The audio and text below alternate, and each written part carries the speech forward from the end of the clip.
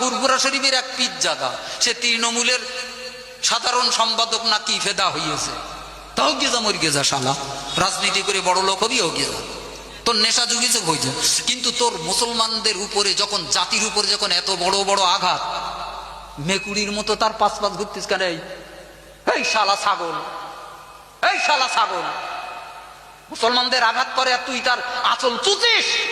তুই মুসলমানের বাচ্চা, তোর গায়ে মুসলমানের রক্ত আছে, তুই প্রধান, তুই এমএলএ, তুই এমপি, তুই মন্ত্রী, তোর জাতির রক্ত চুষে খাবে, আর তুই মেকুড়ের মতো তার গা পাঁচ পাঁচ ঘুরবি? তোর রক্ত মেনে নিল? ছেড়ে দে গতি, আমি করব না তোমার পার্টি।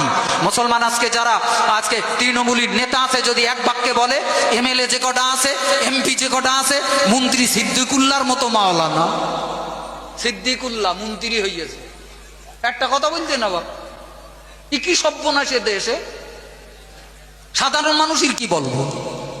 এজন্য আপনাদের চালাক হতে হবে বাবা, সজাগ হতে হবে, অতি সজাগ হতে হবে, নচেত দেশের মুসলমানদের অস্তিত্বের টানাটানির এই ঝড়ে অনেক কিছুই হারিয়ে যাবে বাবা।